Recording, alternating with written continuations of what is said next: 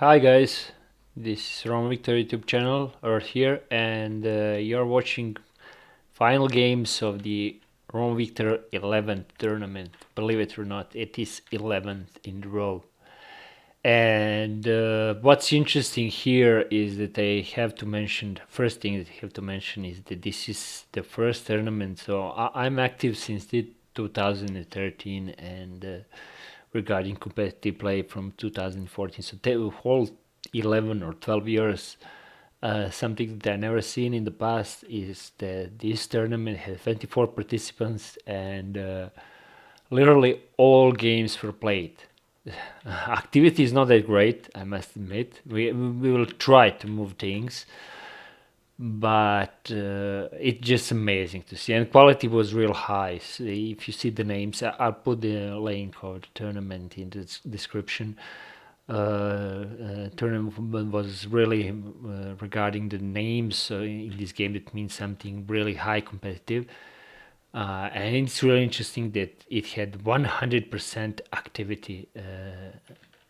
It's just amazing. All 24 participants. So participants tournaments were 16 participants, and were like activity was like 50% best. When it was so-called golden age for Total War, but this one had 100%. So literally all games were played. It was mostly best of 3 based. Finals was best of 4 and semi-finals. Literally all games were played, so not even on half of the series result that was finished like 2-1. It was literally all games were played, and I have like most of the replays, so who is interested can see it. Now these final games are between Ho7, so that's medieval 2 clan. Here's Pugh, but it's actually Luke. No wonder he's in finals. So he had only one defeat in the entire tournament. It was from God Complex Aktara. Sorry, and yeah, I watched his games. It's just fantastic performance. Luke is regarded. He became real modest, wasn't that in the past? I can speak friendly about it, like I guess after all these years. But now he became real modest, and he don't like to speak that way, but most believe that he's the best player of all times, and no wonder that he has such performance.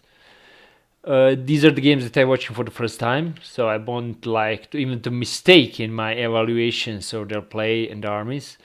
So there will be, I guess, more comments. That's what I want to achieve here. That's why I'm watching this for the first time, so I won't be like fully prepared to see all their mistakes. So that even I can make a mistake in evaluation of how they played or what arms they brought. So be free to do so, and it would be nice for the community. Nice contribution. So if you can do it, please do it. Okay, I guess we can start. Yeah, I just need to mention that there was a bit delay because of duel for the third place between me and Marcus, aka 11131719 guy, auxiliary member.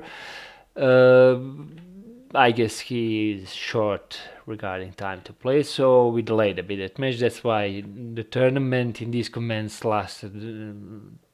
Took so long time to finish and to brought here, and yeah, I defeated him 3-2. Interesting game by all means.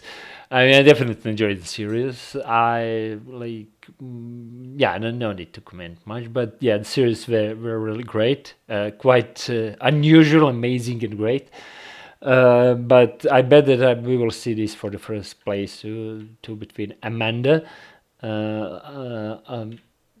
I won't assume who he was in the past. Definitely, he was someone between Ho7 Luke, and it's best of 4. And as we see, that the first duel was Rom. Amanda was upper bracket. I remember that much. So probably Amanda picked this matchup.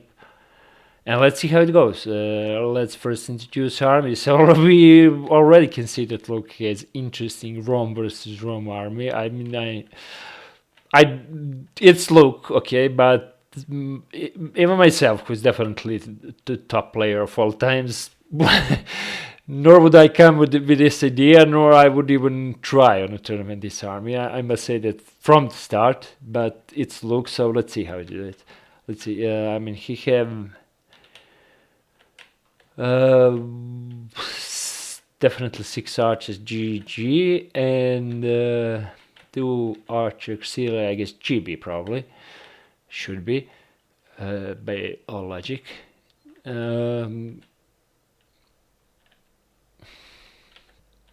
Are these all? Yeah, definitely all GG Praetorians, 6 of them, and 1, I guess, legionary. Let's just find it. Yeah, here it is. GB. Yeah, there are some GB cavalry here. I assume it's GB. There is 1 cavalry auxiliary. Interesting, GG, and 3 RE, GG. So, yeah, I already get the idea, because I had a similar approach with Armenia versus Parthia, where my idea is to have practically at the same time more skirmish units, and eventually, if it needs, or when its skirmish is over, more melee units. Like, they no need to be tougher, like Party Brigade Cataphracts. Of course, it will be tougher than, like, I don't know, 4 hoplites and 4 light cavalry, whether or Arabs or some horse archers and 4 cuts. The idea here is to have more melee units and practically to do better Z charges, whatever the definition of that is. I'll stick to my definition of Z charges. So he will have 9 melee units eventually. I guess that's the main idea here, but that needs to be managed perfectly to have real effect on the battlefield. So you really need to be real skillful to make such an effect. But yeah, I guess that the main idea is that one, to have 9 melee units over 8. Plus, this is a nice skirmish unit, and Praetorius is also a nice skirmish unit, so he'll have better skirmish force as well. But yeah, the management really need to be perfect this to work. Like, beginner or even average player definitely won't be able to handle this army well. Yeah, I'm dragging this thing a bit, but I'm sure that some will enjoy regarding such kind of comments. For instance, Luke's Seleucid army starting to become a meta of the even team games, like with 2 companions, and I'm not sure that he was the first one to bring 6 chariots there. Doesn't matter who was, maybe it was even me first who done that. But yeah, this is becoming meta with less infantry but even the thing is that such army cannot really control well the beginner or even average player, because it requires a lot of patience and a lot of micromanagement when it comes to that. The same thing with this Roman army. I guess this is quite prodigy kind of army to say. Regarding Rome versus Rome, so let's see how this goes. I'm really looking forward to see how this game goes. So let's just now speed up things a bit. I'm already so excited to see how this ends. Yeah, here's Amanda. Let's see. I'm quite sure that this is pretty much what's considered as total meta of Rome versus Rome. So it's 8 elite cavalry GG, Praetorian 6 and 2 legionary, 6 GG archers, Roman archers, and 2 G attack or GG. Yeah, it's G attack. Let's just find him. He put them in the center. This also can be commented, like where you put the long range archers. As of lately, I really like to use them either aggressively or to keep them behind, because they waste their missiles quicker. So even if you have them in fire at will mode, or you can turn them off, it's good to preserve some, for the later stage. So that's why you won't lose much if you engage, even if 6 versus 8 here. But engage with long range archers later. You really want to lose archer war. Like, I can say that much from the experience. You may even win that archer war. So it's not even a mistake to keep them either aggressively somewhere or to completely keep them reserved. So it's practically not that even much important if you know basics about archer war, where you put them. In the end, really that much doesn't matter. Yeah, and peasant, of course. I forgot to say that for the Red Roman army. What I'd like to comment is that even with this army, where melee is definitely weaker regarding looking like this, especially playing on the wide field, is that he decided to play very wide. So he's quite confident in his skirmish abilities.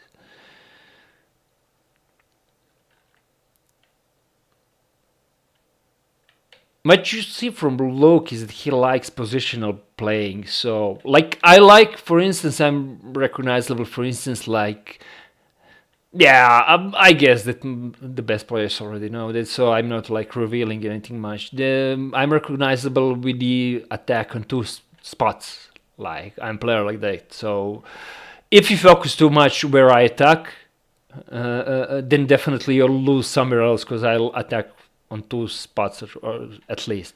Like, well, you won't see that from Luke. Like, most players actually play like me. It's like meta, but Luke does that different. He plays positional playing, so he allows that his archers be chased. But what he's achieving is that Amanda started running first. So initially, since he's master of stamina playing, is that he's counting that Amanda will by default run more. So he don't even mind even to lose some units, like archer unit. Like, I so many times, like, I started with like winning against Luke, like eliminating some troops, just to see that something is wrong actually. He got better positioning, so where he decide to attack, that will be so decisive that he will definitely, if won't get some qualitative advantage, he would get quantitative. He will at least kill two of your archers. So you definitely need to be careful when you start playing such game with Luke, and Amanda decided to do so. So let's see how this ends. So we can see already that Luke have here 5 versus 3 cavalry.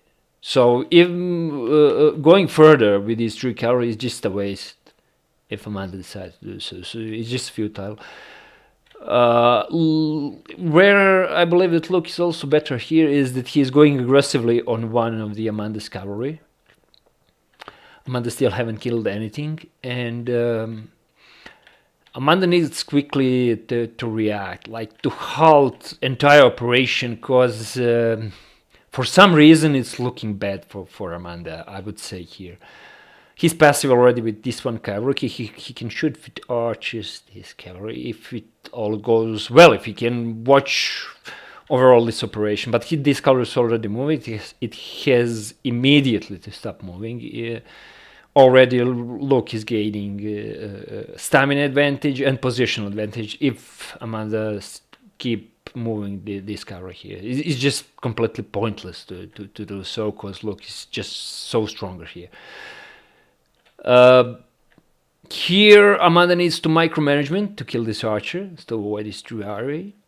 And here he should get free kill, but again, if Luke allows me, if Luke is really aggressive and insolently aggressive, he can even perhaps defend this archer. So what we have here is Luke is getting sort of positional advantage. Some cavalry is already dead here. Yeah.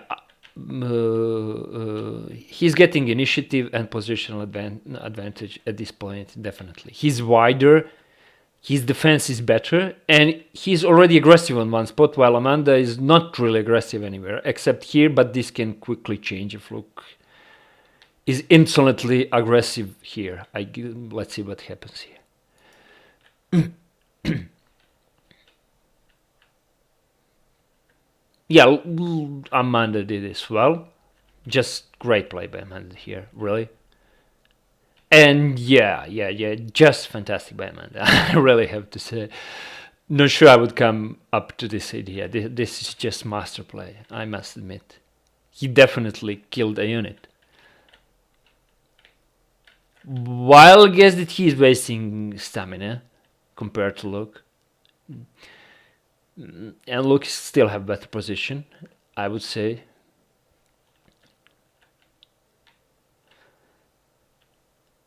But yeah, Luke now have to be aggressive if wants to keep such trend. Because if he stays defensive, he's already surrounded, and Amanda already killed one unit, so that's not good for him. He needs to now to qualify his advantage that he created regarding the positioning play and stamina advantage. If he got some, I guess that he could have. Though Amanda is fresh, yeah, Amanda is fresh, really. Warmed up, winded, yeah. This is interesting, really. Let's see how this goes. Yeah, Amanda now really like needs to flee with everything, you know. That's like he really need to do, because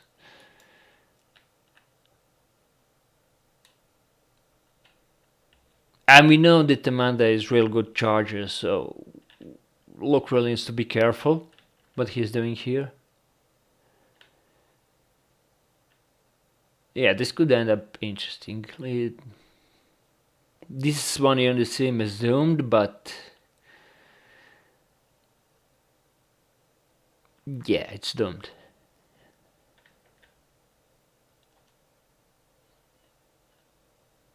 Maybe if send archers like shooting this unit and moving, but then yeah, here is the problem.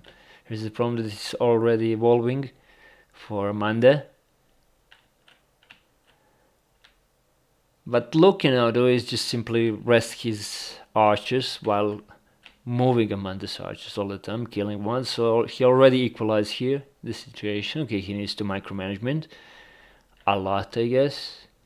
But already here, yeah, Luke sent one more carry. I didn't see it. Yeah, I didn't watch it. Just great play. Even one would do a great job, but with two, it's just amazing. You know? Yeah, here needs a lot of micromanagement, of course.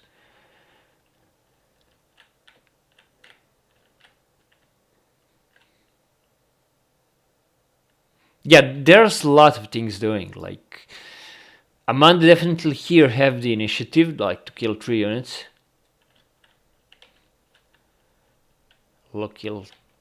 Luke will definitely kill these 3 units. There is no a word about it. Now, what Luke needs is to be careful not to lose some of these cavalry units here. This one is perhaps also needlessly close, but yeah, in these games, like, this can't really be considered as a mistake. But yeah, it's kind of a bit dangerous situation for Luke. I guess Amanda could be satisfied to kill these 2 archers and to spare this one cavalry to perhaps try to chase some of these units. Like, he no need to kill it to catch it fully, but like to kill few men if like touch it. Yeah, and this one here could have been defended. Like, defense should send some Praetorian to eliminate this. Like, shit. I need to call it shit, because this one really should be eliminated. Like, it's really bad if not have some a unit that will chase it and snipe it all the time. This one really must be eliminated. Like, if a man, whatever happens, like, really, if a man like kill 4 archers and have all cavalry alive, if lose all archers, but this one shit is eliminated, I wouldn't call it a bad situation for Amanda at all. Like, despite this 3R, it can be dangerous. Like, you have then 8 cavalry against 7. It's just I believe it's an advantage. So yeah, from this what we can see now is Luke really nicely hide this Jevkev unit, and that Amanda really should try to eliminate it as soon as possible. You know, like, at least to keep it occupied all the time, so it won't commit any damage further. Because other than that, it's 7 versus 7 heavy cavalry. You can do it well. You can defend 7 versus 7 well if you don't have to look on this one. you know. Perhaps sometimes like to engage with alt attack with archers if you're close to catch it, and but other than that, it's you're watching 7 versus 7 cavalry. You don't have to pay attention at all at that one, while Luke will be busy micromanagement and trying to achieve something with it or flaying it. At that point, you have some advantage. So Amanda should spare immediately, as soon as possible, one cavalry unit to chase it and to don't care much about what happens there. That's what Amanda should do it, because Luke won't really lose heavy cavalry units. Like, it's the final. I guess I could lose it, but I would definitely also try my best not to do so. That's the trait. Hamilcar is the same, Amanda. Like several players who would try their best not to lose it. So like chasing 7 cavalry with 8 is a mistake. If we see that this is continuing, I guess that Amanda is going to make a mistake. Let's see how it goes.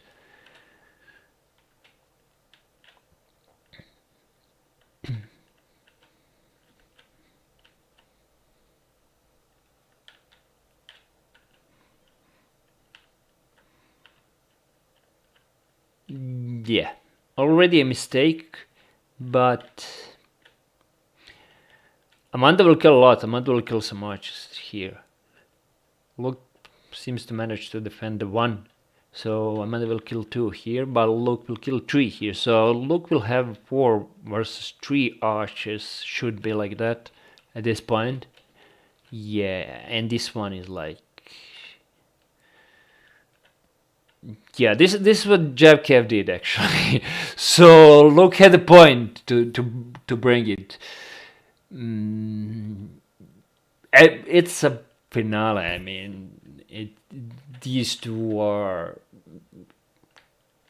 among the best, if not 2 the best players in the world. So mistakes happens, but see what happens when you don't do it. What I said here now. I definitely believe that Amanda should have sent 1 cavalry unit to chase Javkev. This was definitely a huge mistake not to do so. And what Luke have is 7 versus 8 cavalry. Yeah, Amanda wants melee, definitely. So the sooner he does it, that's better, I guess.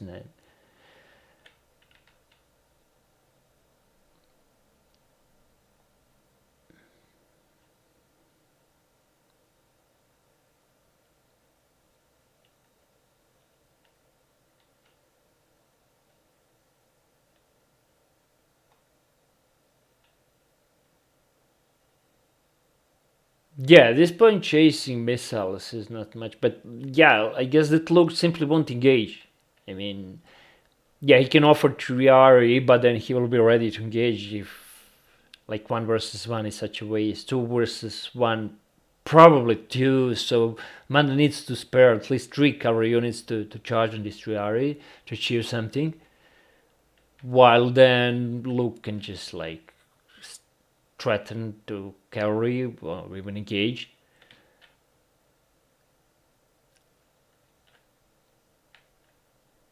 Amanda killed a lot of missiles here, but I guess that regarding stamina, it's not that good situation for him. And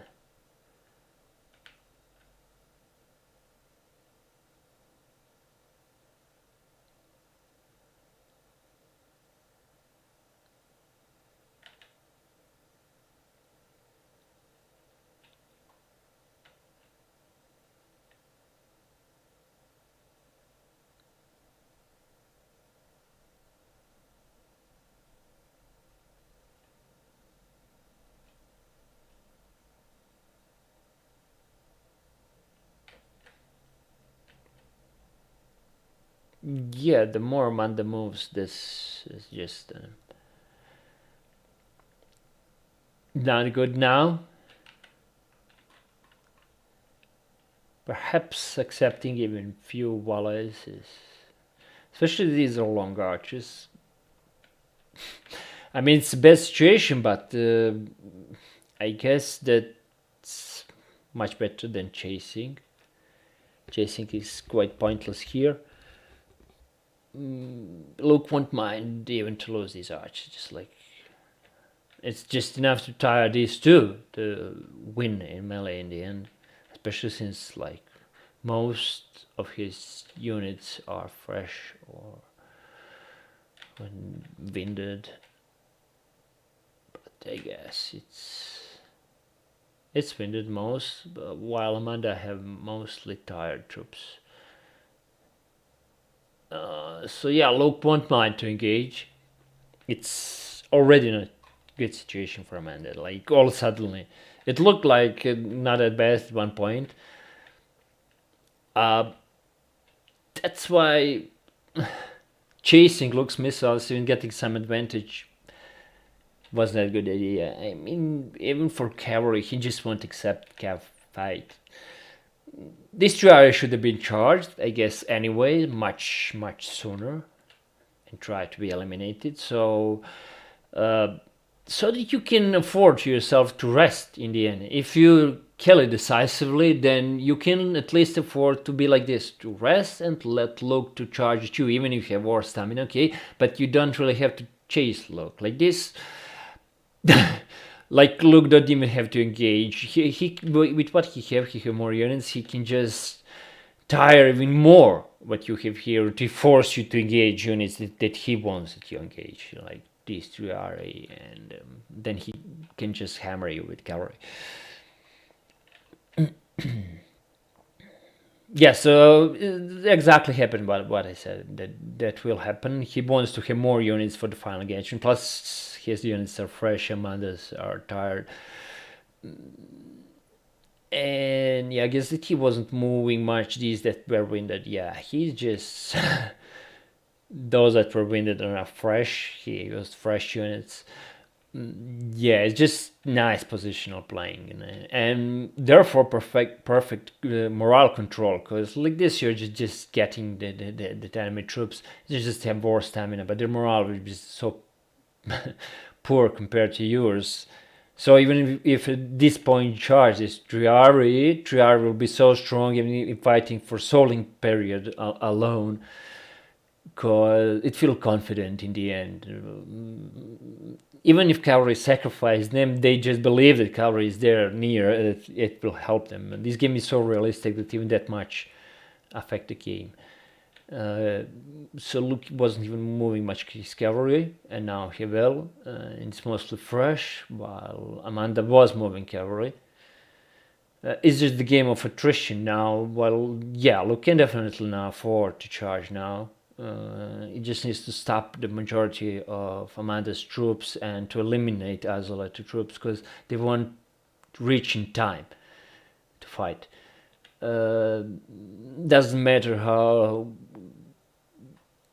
in the head of the player charge is imagined as a good one, it won't be achieved because your troops will be slow, so the charge will never actually happen. So many times happened to myself, like yeah, these troops are so slow, like my charge was perfectly imagined, but if the troops were fresh. So yeah, this is 1-0 for Luke. Great game, a really great game, worthy of the finale, played by both, like really, this just was an amazing game. 1-0 for Luke, and let's see what happens next. Reminder that it is actually best of 7. Sorry if I said before best of 4. It's best of 7. So let's see how it happens the next games. 1-0 for Luke for now.